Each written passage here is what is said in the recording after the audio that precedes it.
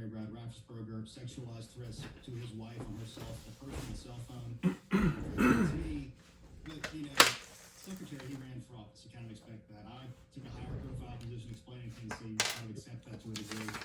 But when I found out that there was a young contractor, mid-20s, who just took a job as a tech, working in elections, just trying to do his work and do his job, that he did an innocent thing of getting a report from one computer to another.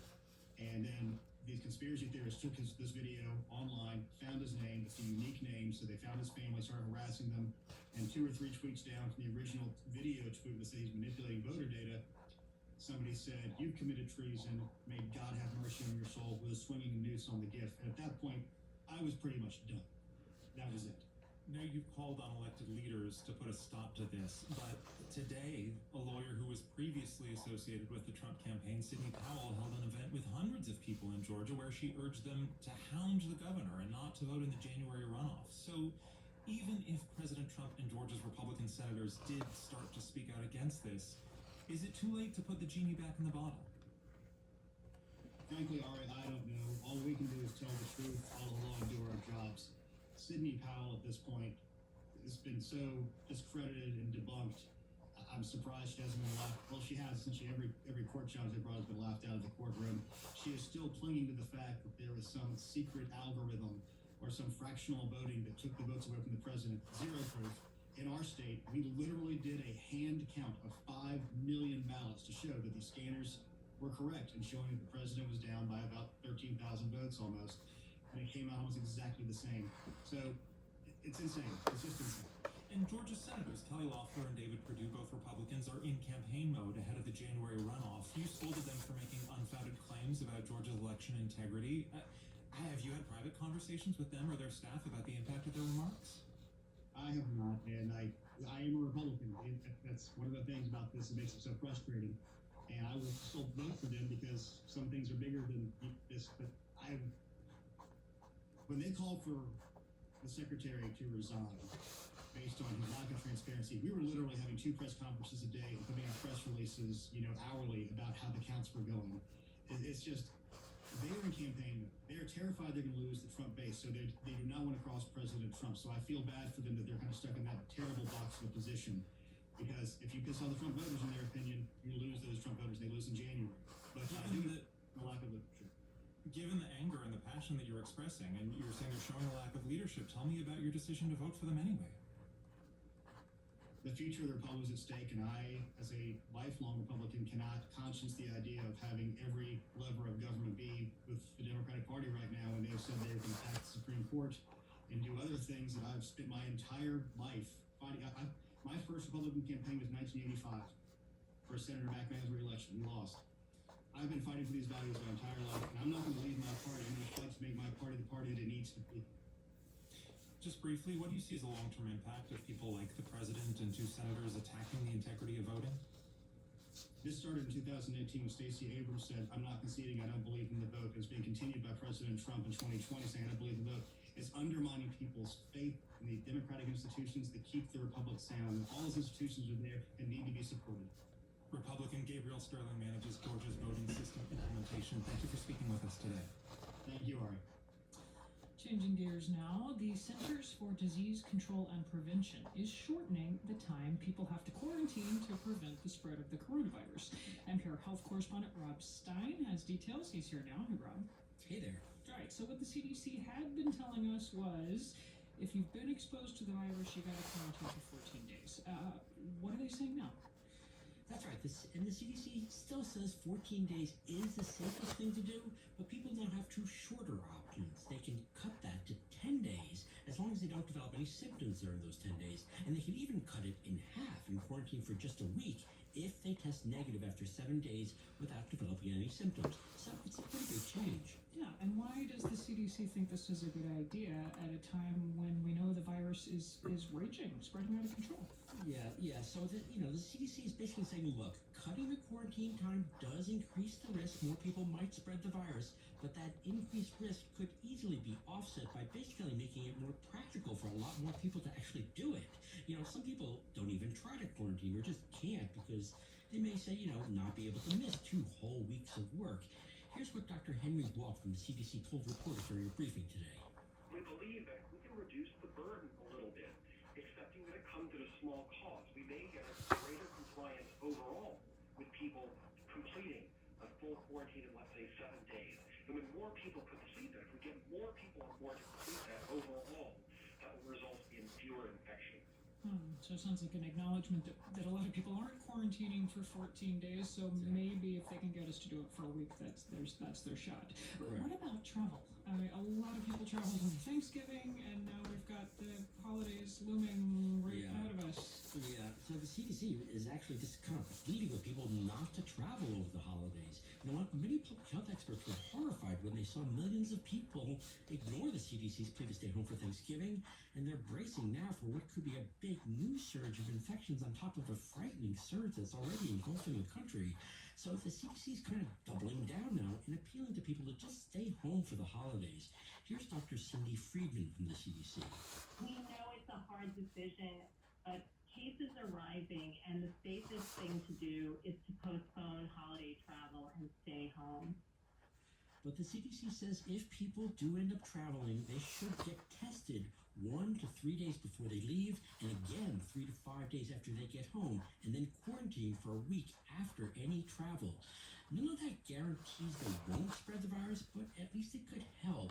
But again, the CDC really thinks everyone should just stay home. The virus is spreading like never before in this country right now. Hospitals are getting overwhelmed. Cases of people are already dying in some days now, and the worst could easily be coming, especially if lots of people get together for the holidays. NPR health correspondent Rob Stein. Thank you, Rob. You bet.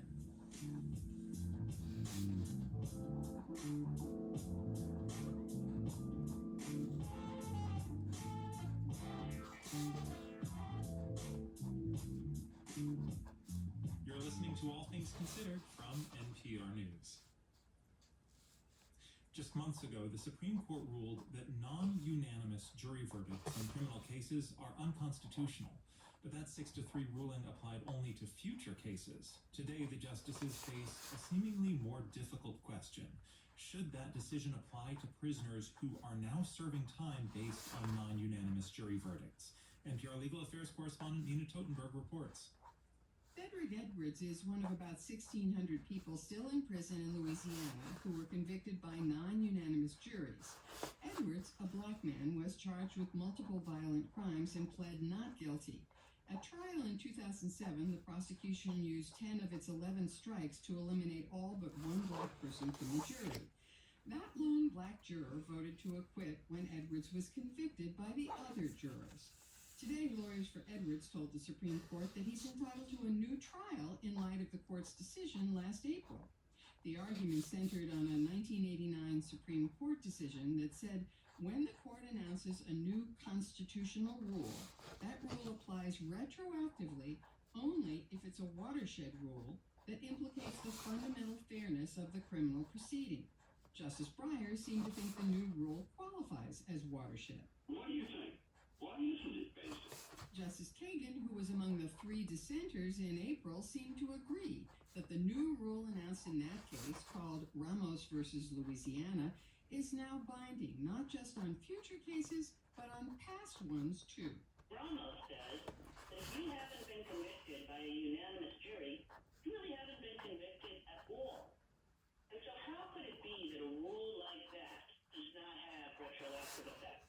Justice Thomas pointed to Louisiana's racial motivation for enacting the non-unanimous verdict law, in particular, that the law was aimed at eliminating the impact of 1 or 2 black people serving on a jury. And what role do you think that the sordid roots of the non-unanimous jury rule in Louisiana should play in our analysis?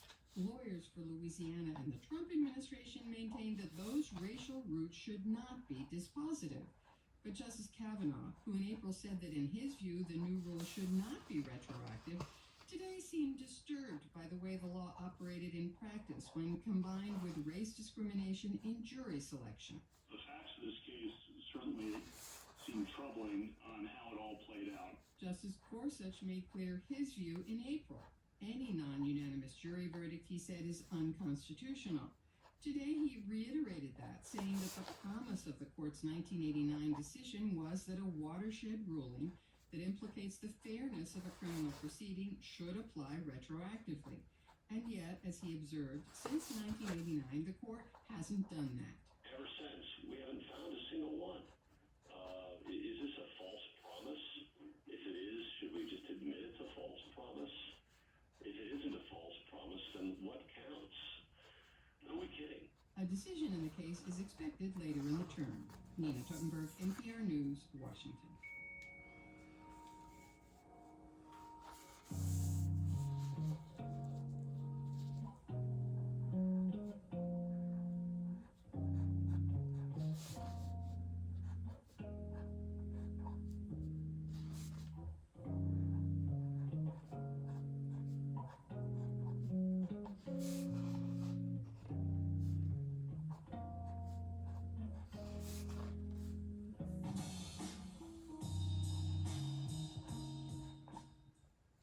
You're listening to WNYC. There's more All Things Considered right after the break. An email newsletter startup from San Francisco called Substack is kind of having a moment. It offers writers a way to get paid and deliver the news to an audience free of platform algorithms. Also, just ahead, a story to warm our cynical New York hearts. Two young sisters in Kentucky have a simple message to their community. They're encouraging people to be kind. The project has taken off and it's capturing attention across the country. We'll hear more on their kindness project right after the break. On the next Brian Mayer Show, the new way to vote in New York in 2021. It's a big election year in the city with many candidates running for mayor, and you'll get to rank them, not just choose one. We'll explain ranked choice voting.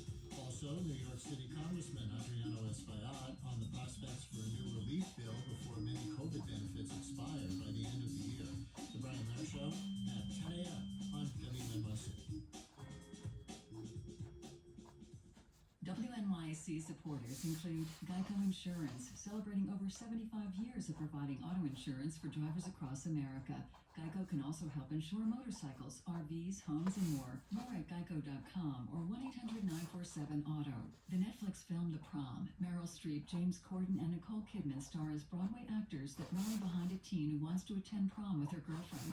In select theaters Friday and on Netflix December 11th. Rated PG-13.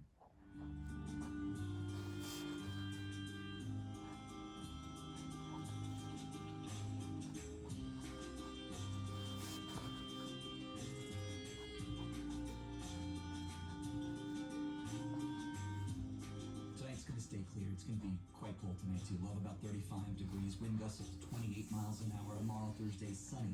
High near 50 degrees. Mostly cloudy tomorrow night. Below about 40. Good evening. It's WNYC at 5:50.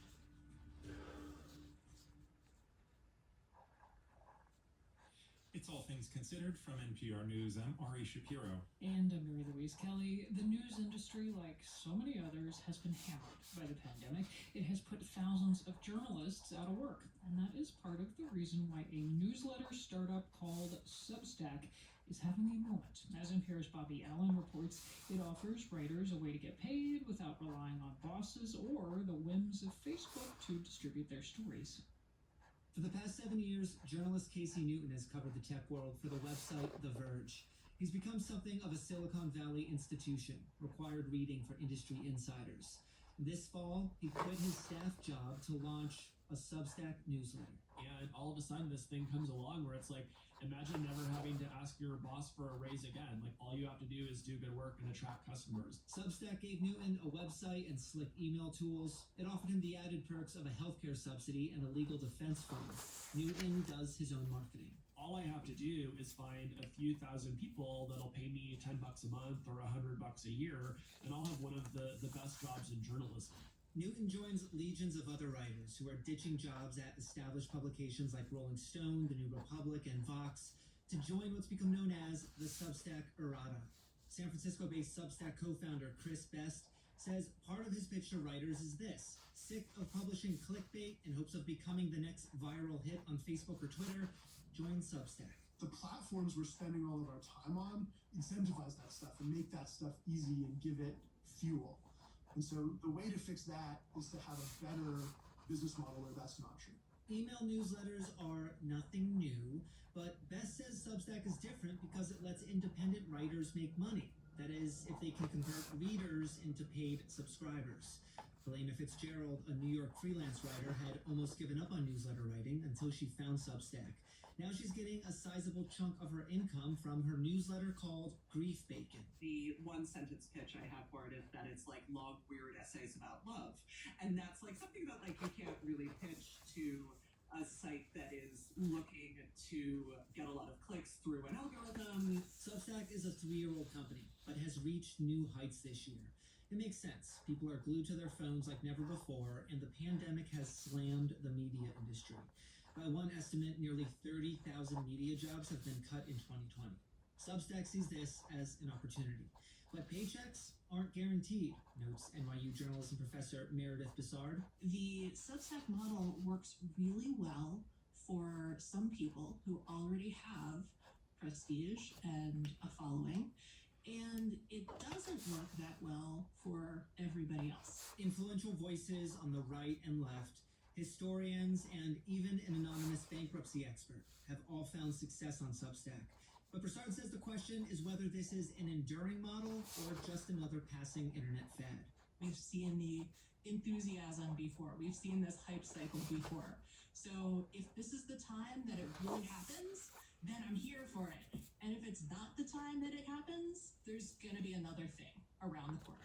I'm not somebody who thinks that Substack is going to save journalism. Again, Casey Newton, formerly of The Verge, now of Substack. I'm not somebody who thinks that Substack is going to save journalism, but do I think it can create a lot of sustainable journalism jobs? I do. Newton says he understands the suspicion some have about a tech startup trying to disrupt the news business. But he says more journalism in the world is a good thing, and maybe this one should be given a chance. Bobby Allen, NPR News, San Francisco. Support for All Tech Considered comes from C3. C3.ai software enables organizations to use artificial intelligence at enterprise scale, solving previously unsolvable business problems. Learn more at C3.ai. And from Atlassian, makers of collaboration software like Jira and Trello. 83% of Fortune 500 companies use Atlassian to help teams stay agile, aligned, and connected. Learn more at Atlassian.com. Now let's head to LaGrange, Kentucky for a bright spot in this tough year. That's where 2 young girls are encouraging people to come together using 2 words: be kind. Sherry Lawson of member station WEKU has their story. The first thing you see driving into LaGrange, Kentucky is a sign right at the city limits. Welcome to LaGrange, kindness capital of Kentucky. That's 9-year-old Rylan and 12-year-old Reagan Richens. They inspired local leaders to designate the city as the kindness capital. Rylan says she and her sister wanted to make a difference in their community. She says they got an idea when they saw a sign in a nearby county with the words, "Just be kind." Rylan says while driving home from a trip, the family was hungry and cold. And we were not in the best mood, and then I see the sign, and it's fun with lots of pretty colors. That just made us so happy. We just wanted to start doing it here. She says the girls asked their mom if they could make yard signs for people that read, "Be kind." And then I said, even if we do it, we just start with 40 signs. And Reagan said, how about 60? Then next thing you know, 1,000 signs later, we're huge. In the past year, the girls have painted close to 3,000 signs. On this day, the girls are shaking cans of blue, pink, and green paint at a picnic table in their backyard. They're decorating the one-of-a-kind signs while Mom Rhonda cheers them on. Oh, that looks awesome, Rylan. That looks like cotton candy. Thank you. Even though the Richens family has 5 kids, 3 with special needs, Mom Rhonda says she had no hesitation supporting the girls, but admits she had no idea how big the project would get. Now they have a website and Facebook page. This is a project of love, and people are kind to us because we don't profit from this. None of the money goes in our pockets. It goes back to the community. 7 local charities benefit from the Be Kind campaign. The girls charge $10 for each sign. 12-year-old Reagan says they started making the signs so their county could become closer. We felt that every place could use more kindness because there's never too much kindness. The signs placed in vineyards and businesses in the Kentucky county have had a ripple effect. The mayor of LaGrange, John Black, says people across the country have reached out to ask about the campaign, especially during these divisive times. Just a couple little girls had an idea and a special place in their heart to try to create this kindness effort throughout our city and our county, and it's somewhat taking hold more so than just here. The family has heard from a Rotary Club in Pennsylvania, a Scout troop in Michigan, and a family in California. Just several of the 3,000 emails and calls about the Be Kind campaign that the family hopes will spark a wave of kindness across the country. For NPR News, I'm Sherry Lawson in LaGrange, Kentucky.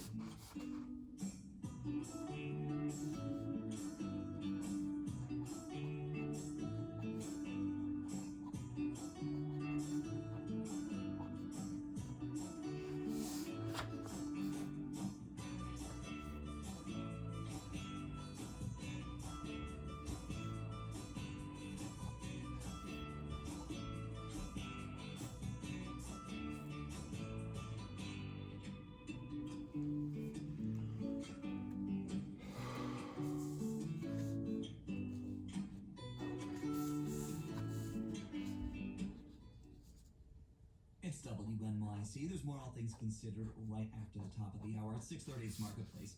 The British government announced it will bump up its timeline to ban all petrol and diesel vehicle sales by a decade, making the new deadline 2030.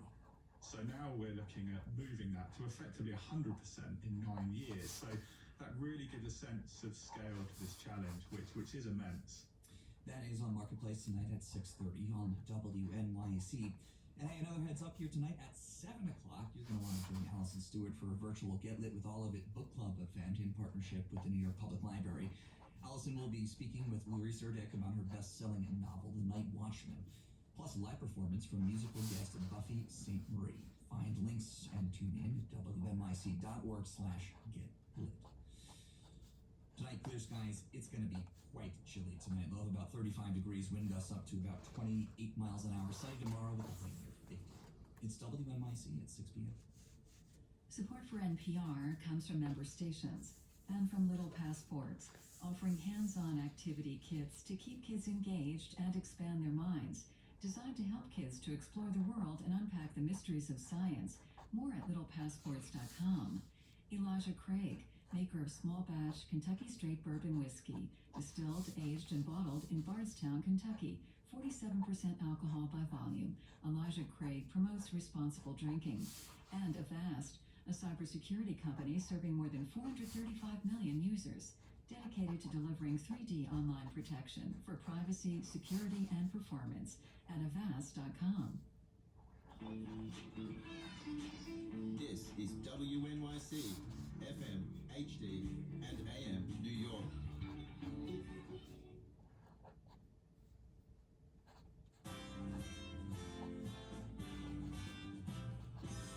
The UK is the first Western country to authorize experimental use of a major coronavirus vaccine. The first doses of the Pfizer vaccine will be available next week.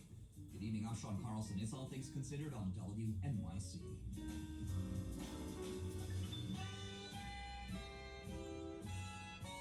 Here in the U.S., a COVID-19 testing effort in the spring began with the best of intentions. No tech company is going to make any money off of this. We're going to make sure of that. But a company that manufactured tests saw its value rise dramatically and executives cashed out their stock under suspicious circumstances. Also this hour, President Trump has demonstrated his willingness to use his pardon power to help out a political ally.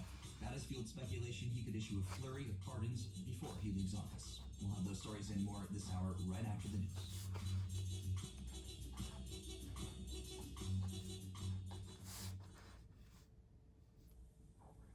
Live from NPR News, I'm Jack Spear.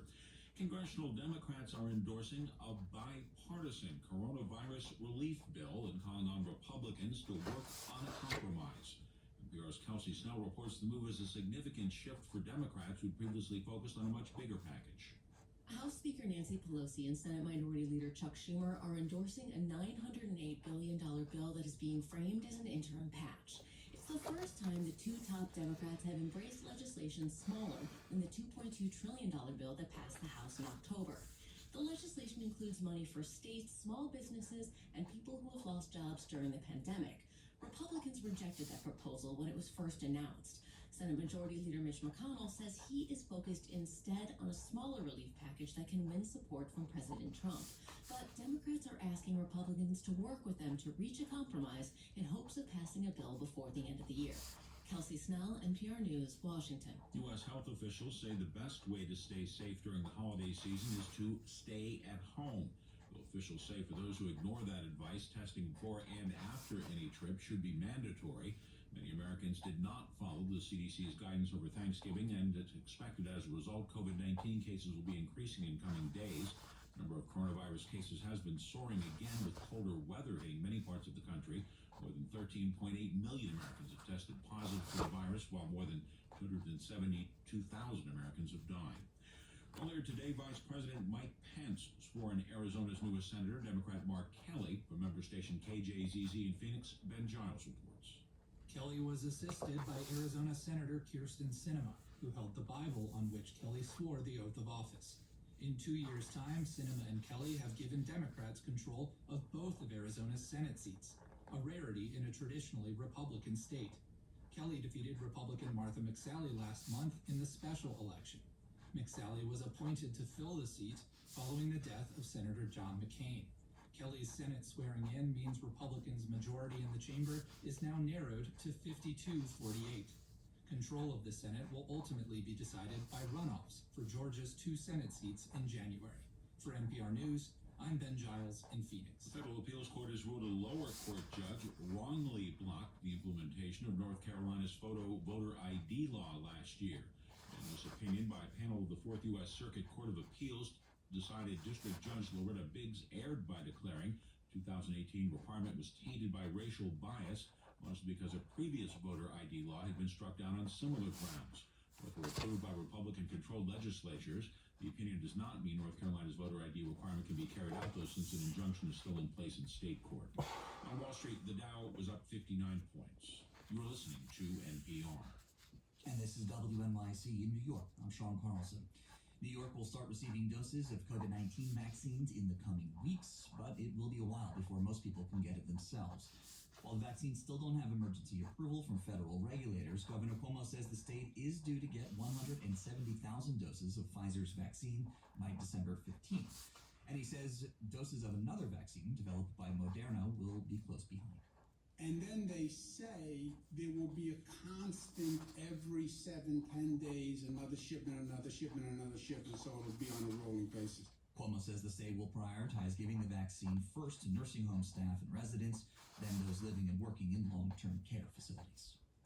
A report from New York University finds no evidence that public transit is a major source for spreading respiratory viruses. WNYC's Stephen Nessa reports. The researchers examined data from 121 cities across the country over a 10-year span and found the number of people who died from influenza did not increase in cities with higher public transit ridership. This suggests, they say, that public transit is not the biggest factor in the spread of viruses. Mitchell Moss is one of the authors of the paper and director of the NYU Rudin Center for Transportation. I'm much more concerned about crowding in elevators than I am in the subway. The MTA agrees with the findings, yet says it will continue to shut service overnight for costly cleaning, despite a lack of evidence that the coronavirus is widely spread by surface contact. While New Jersey regulators or legislators continue to craft a bill that would establish a framework for the state's cannabis industry, some local prosecutors are hoping to see low-level marijuana cases against their clients dropped, like Mark Davis, a criminal defense attorney in Mercer County. Now that the overwhelming majority of the public has spoken and said that marijuana is something that they want to see legalized and decriminalized, now I believe that those pending matters should be subject to dismissal. State Attorney General Gerbier Graywall advised prosecutors last week to suspend low-level possession cases, though cases alleging intent to distribute are not affected by the new guidance. It's WNYC at 6:06. Support for NPR comes from the Vital Projects Fund, supporting the Museum of Modern Art, presenting Fall Reveal, hundreds of new works to explore, now on view. A new batch of tickets is available at MoMA.org. This is All Things Considered from NPR News. I'm Ari Shapiro. And I'm Mary Louise Kelly. We begin this with big news out of the UK today. Word that they will begin rolling out a COVID-19 vaccine there next week. Britain's healthcare regulator has approved the vaccine by Pfizer and the German firm BioNTech for emergency use. For more on what could prove a milestone in the fight against the coronavirus, we go to London and to NPR's Frank Langfit. Hey, Frank.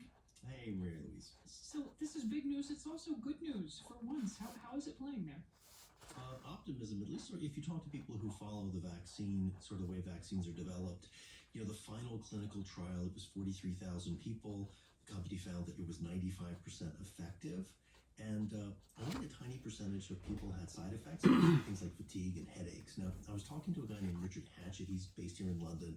He runs the Coalition for Epidemic Preparedness Innovations, and they develop vaccines for infectious diseases, including COVID-19. And this was his take on the news. I'm pretty excited, and I think the delivery of vaccines at this speed and with this degree of success is a tremendous testimonial to the power of science. I hope it will inspire people, and I hope it will give people hope. Frank, one question here in the U.S. has been over how fast these vaccines have come along, whether it might be too fast, whether they're rushed. Is that a conversation unfolding in Britain as well? I think people are struck by that. Normally, this is the kind of thing, Mary Louise, that would take 4 years. In this case, it's only been 10 months, which is remarkable. Companies did this with overlapping trials. Before they finished one trial, they started the next. Then they started manufacturing before they had all the data in. Now, the European Union, by contrast, is taking a slower approach. It's not going to decide on this vaccine until maybe December 29th. All right. Well, in Britain, what is the rollout going to look like? Yeah, I think first they're going to focus on the most vulnerable, nursing homes and their caregivers. Nursing homes here, as you may remember, were really decimated. I believe we lost over 20,000 people, patients there. One of the tricky things with this vaccine is it has to be kept at minus 94 Fahrenheit. So the UK is going to distribute it through hospitals here first, where they do have the ultra cold freezers they need.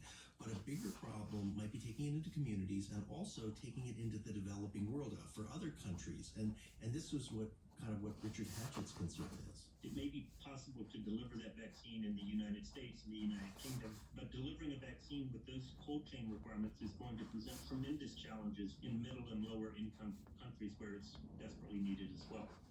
Frank, I know that England just came out of its second lockdown today. People are back on the streets, back out and about a little bit. What's been the reaction just among ordinary people to this news? Some people, as you would imagine, Mary Louise, they're delighted. Esther McElhenney, she works for a nonprofit organization in London. She was decorating a Christmas tree up from Oxford Circus, and this was her take on it. I suppose it has been like a quick turnaround, but I think it's a good thing. I'm excited that the vaccinations, like here, we get to go back to like normal life because it's been a long time. But other people say they're not going to get vaccinated. There's a woman named Samira Ali. She's 18. She works as a fundraiser for a charity here, and she cited the false conspiracy theory that vaccines are really designed to implant microchips to track people. I really don't believe in the vaccines. I feel like you see these trackers that they put in our skins and whatnot. I feel like it's just wrong. All right, well, let's stress again. That is a false conspiracy theory. Absolutely. No evidence for that. Does sound like there is work to be done there in Britain as well as here in the U.S. by public health officials to persuade people this will be safe. And here's Frank Langfit reporting there from London. Thank you, Frank. You're very welcome, Mary Louise. Back in the spring, states were scrambling to find effective tests for the coronavirus. 3 states ended up turning to a small company with a limited track record called Co-Diagnostics. Then questions piled up about the accuracy of those tests. Now, an NPR investigation has revealed that 2 members of the company's board cashed in nearly $1 million worth of stock just as the company was coming under intense scrutiny. Here's NPR investigative correspondent Tom Dreisbach. The testing program started with a group of companies in Utah. One of those companies was Co-Diagnostics. They made the tests. Here's CEO Dwight Egan on Fox Business News back in April. The more we get a lot of people tested very quickly and regularly, the more we're going to be getting people back to work. Co-Diagnostics and the other companies came together through a nonprofit called Silicon Slopes. And the head of that nonprofit, Clint Betts, said these companies would provide testing without making a buck. No tech company is going to make any money off of this. We're going to make sure of that. This partnership with the state of Utah is all about getting all Utahns tested. The testing program that started in Utah moved to Iowa and Nebraska too. But the promise that no one would be making money off the tests, the truth was more complicated. Utah's government committed about $10 million to contract with the companies. Iowa and Nebraska committed close to $30 million each. Silicon Slopes declined to comment to NPR, but they did later clarify in a blog post that as the testing effort grew, it ended up including, quote, commercial terms. Co-Diagnostics, which provided the tests, started making money in another way. At the beginning of the year, its stock was worth less than $1 per share. But as states started buying their tests, investors started buying Co-Diagnostics stock, and its share price exploded. Plus, the company claimed in press releases it had a big advantage. Independent evaluations had shown its tests were 100% accurate. I asked an expert, Dr. H. Gilbert Welch of Brigham and Women's Hospital, about that. Is there such a thing as a test that is 100% accurate? I've never seen such a thing. All our diagnostic tests are imperfect. The Food and Drug Administration says the same thing. There's no such thing as a 100% accurate test all the time. Around early May, local news outlets were reporting concerns that the tests from Co-Diagnostics were being processed slowly, may not be as accurate as advertised. And state governments announced that the accuracy rates were closer to around 95%. Still high, but not 100%. The company has said that it really only meant its tests were 100% accurate in a handful of specific evaluations, not all the time, and it stands by its tests. Either way, with all those questions swirling, in late May, 2 members of the company's board of directors sold all of their stock in the company. Months earlier, that stock wasn't worth very much, but in May, each man was able to cash in nearly $1 million each. Selling stock at a time like that can be considered a major warning sign for investors. So federal law requires that executives and directors publicly disclose stock sales within 2 business days. But some of these sales were not disclosed for about 2 weeks. That's an outlier, an extreme outlier. That's Daniel Taylor. He's a professor at the Wharton Business School. The circumstances suggest either extreme negligence, weakness of internal controls, or intent. In a statement, an attorney for Co-Diagnostics emphasized that it was the responsibility of the individual board members, not the company, to disclose these stock trades. The attorney also stated that there's no evidence that the members of the board acted with, quote, illicit intent. NPR was unable to reach the individual board members directly, and Co-Diagnostics declined to make anyone available for an interview. Monica Lozman is a lawyer with the firm Gibson Dunn. She specializes in this kind of law. And she said small, fast-growing companies often struggle with all of their disclosure requirements. It could certainly be that the company is trying to hide something from investors, but it's just as plausible, maybe even more plausible, that the company is suffering from some growing pains. Sorting out the answer to that question may involve a federal investigation, or we might learn more from the 4 lawsuits brought by investors who have alleged that the company misled them about the quality of their tests. Co-Diagnostics said it will vigorously defend itself. In the meantime, Iowa and Nebraska continue to use Co-Diagnostics tests. Utah is no longer using the tests, but the State Department of Health did not elaborate on why they made the change. Finally, right around Thanksgiving, the company's CEO and the chief financial officer both sold all of their stock in the company. Investors often see that move as a sign of trouble ahead. Tom Dreisbach, NPR News.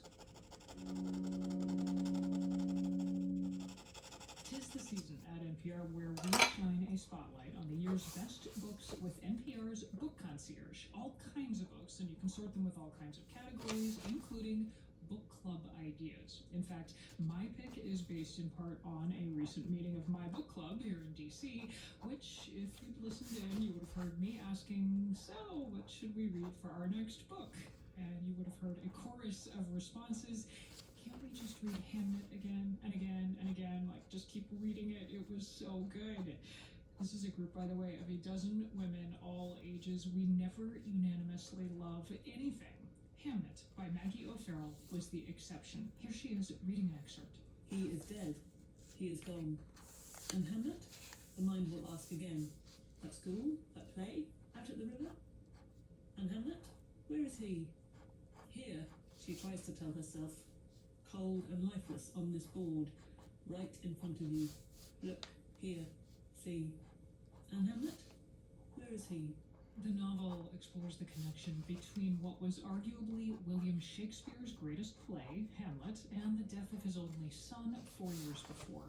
I got to interview O'Farrell about the book, and she told me It seems so obvious in a sense that this is a play about fathers and sons and absence and loss and grief and the inability to deal with grief. You know, it causes this enormous chasm within you. And of course, you know, there is a story which I read, it's possibly apocryphal, that Shakespeare himself played the ghost in the first productions of Hamlet. And of course, I slightly forgot, and then I read the play again, and I realised the ghost is also called Hamlet. it is a beautiful love story, and the writing, it's so beautiful. I was often reading through tears. I was looking back in the diary I wrote a couple of years ago.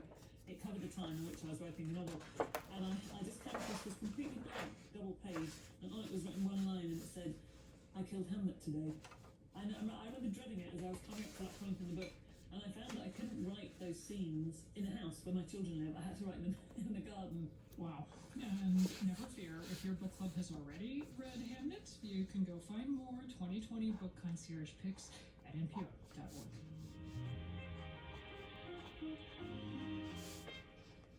You're listening to WNYC. There's more All Things Considered right after the break. Of course, as we all know, the census was this year, which means next year states will redraw voting district lines to redistribute political power. And in many places, the fight over where those lines are going to fall is expected to be very bitter and very partisan. What might that fight look like in different parts of the country? We'll hear more right after the break on WNYC. Support for WNYC comes from Columbia University, offering an online talk on art, design, and tech by people of color on December 10th at 6 p.m. Info and RSVP at sps.columbia.edu/community. WNYC acknowledges the support of our corporate sponsors in the business community. In turbulent times, our work delivering news, critical information, and context to our community and the nation is more important than ever. Thank you. In California, intensive care units are close to full. You know, our COVID rate right now of hospitalizations is at the same level it was at our peak in July. And the latest coronavirus surge is putting more pressure on healthcare workers. I never thought we'd, have to deal with this level, and it's not over yet. California hospitals at their breaking point on the next morning edition from NPR News. Weekday mornings on WNYC. And also on weekday mornings, you get Brian Laird. Tomorrow, next year, New York City voters will choose a new mayor and many other elected officials. Tomorrow on the Brian Laird Show, get a preview of the 2021 election and a new system called ranked choice voting, which will be used to choose candidates in the primary. Plus, Congressman Adriana Espaillat on the prospect of another coronavirus relief bill.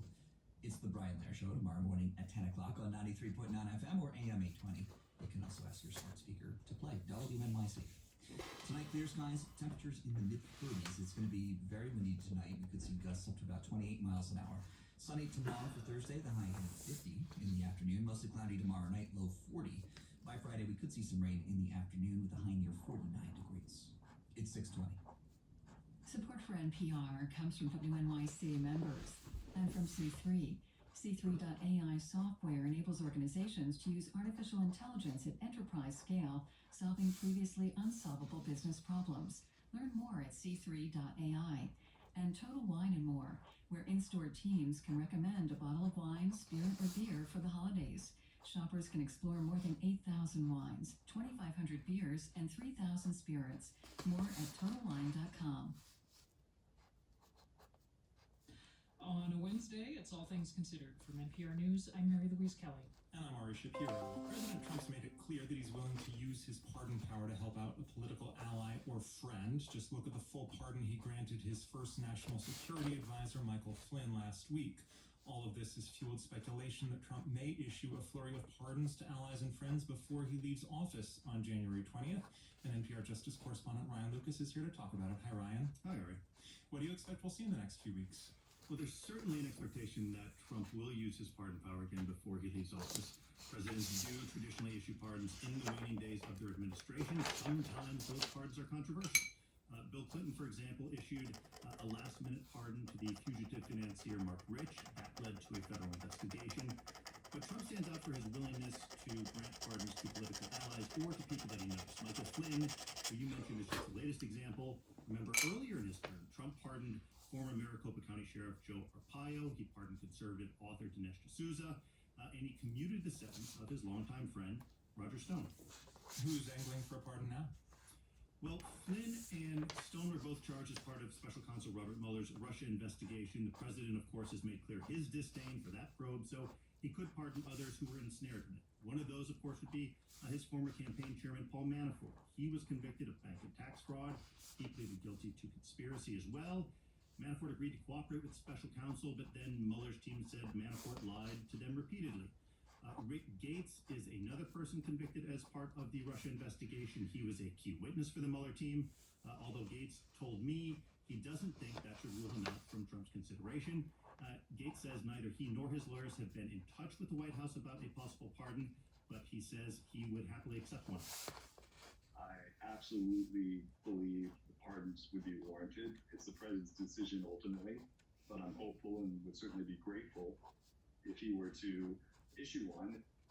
And then there is one other person who might be considered. That is George Papadopoulos, a foreign policy advisor to the 2016 Trump campaign, who pleaded guilty to lying to the FBI. Those people are all tied to the Russia investigation. Who else in President Trump's orbit might face legal peril and might be eligible for a pardon? Well, Trump's former chief White House strategist, Steve Bannon, has been indicted in New York on charges of fraud. Bannon and 3 other men are accused of defrauding people who donated to an online campaign to raise money for a southern border wall. And of course, there is the president's personal attorney, Rudy Giuliani. He was under investigation in New York, where prosecutors were looking at some of his business dealings and his activities in Ukraine. He has not been charged. He says he's done nothing wrong. The New York Times reported this week that Giuliani has discussed a possible pardon for himself with Trump. I asked Giuliani about that today via text message. However, he did not respond. And there's also a question of the president pardoning his children preemptively or even himself. Is that possible? First off, I have to make clear that neither the president nor his children have been charged with any federal crime. That said, the president's pardon power is in the Constitution, and it's broad. The classic example of a preemptive pardon is President Ford's pardoning of Richard Nixon. Nixon had resigned from office, but he hadn't been charged with any crimes. Now, when it comes to the president pardoning himself, that's a trickier matter. Trump has claimed he has the power to do so. That said, no president has ever pardoned himself, and legal experts say that this really is an open legal question. NPR Justice Correspondent Ryan Lucas, thank you. Thank you. For decades, thousands of artifacts and human remains belonging to indigenous people have been held by museums and other institutions. On the first day of the new year, that could change for many tribes in California, the state with the largest indigenous population in the country. A new state law makes it easier for tribes there to reclaim sacred artifacts and the remains of their ancestors. It's one of a trio of new laws addressing Native American rights in the state. All 3 are authored by Assembly member James Ramos, the first member of the California tribe to serve in the California legislature. I think the voice, the true voice of California Indian people in general, has been absent here in the state of California, if not other states in the United States also. I asked Ramos to describe why it has been so hard for so long for California tribes to reclaim artifacts or human remains from museums, and what his bill will do to change that. When you look at cities like Los Angeles, San Francisco, there's no federally recognized tribe there, but yet we know that there's ancestral remains of Indian people in those areas. So this bill starts to move forward in identifying California Indian tribes for the purpose of repatriation. It also brings forward the knowledge of tribal elders. So when tribal elders are in disagreement with museum directors over what should be repatriated back to the Californian people, up until this point, all the weight of that knowledge lies with the museum director. So this bill now strengthens the tribal elders, their voice, to make sure that they have the last say in saying what should be repatriated back. Well, help me feel this, help make it tangible for us. Is there a particular collection, a particular object that you would really like to see back in Native American hands? So there was an audit that was done here in the state of California on the UC system, And during that audit, they uncovered that the UC system still holds over 500,000 Native American remains. Those are bones of people, ancestors of tribes here in the state of California that are still in some type of closet being held. Those are the remains that we need to get back into the hands of the proper people, the proper tribes, to be able to do a proper reburial. So then we could start to move forward with a healing. Is this something your tribe has dealt with firsthand? I'll mention Yes. you live on the San Manuel Indian Reservation in Southern California. I live on the San Manuel Indian Reservation, still reside here, and I do the cultural reburials. I did 2 just this spring on remains that were found and different projects that were going on. We have worked with different museums. We did get a medicine basketry mortar back from Chicago. There's a museum in Chicago, but it took a lot of paperwork. It took a lot of resources. And many tribes here in the state of California and across the United States don't have the wherewithal, the resources to be able to provide those resources and those documents that are there. I mentioned this is one of 3 laws that you authored. There's another one that deals with trying to study ways to increase Native American voter turnout. There's another that's aimed at reducing the rates of missing and murdered Indigenous women and girls. You've been working on this a while. Why do you think that you're finally getting traction? Well, I think it comes down to being engaged in the political system. We are the first California Indian ever elected in the state legislature here in the state of California, and I was elected in 2018. When you talk about missing and murdered Indigenous women, that's been going on for years. I think why now are these 3 bills moving forward and signed by the governor? It's because for once we do have someone in the legislature that understands the issues and the plight of the California Indian people. Is California Assembly Member James Ramos. Thank you for joining us. Thank you so much.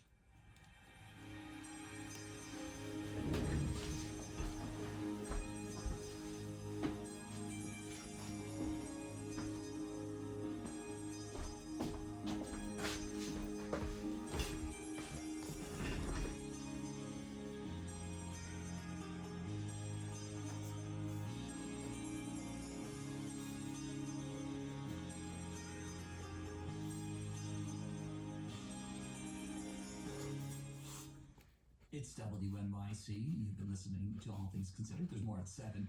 Marketplace is coming your way in just a moment. The British government announced it'll bump up its timeline to ban all petrol and diesel vehicle sales by a decade, making the new deadline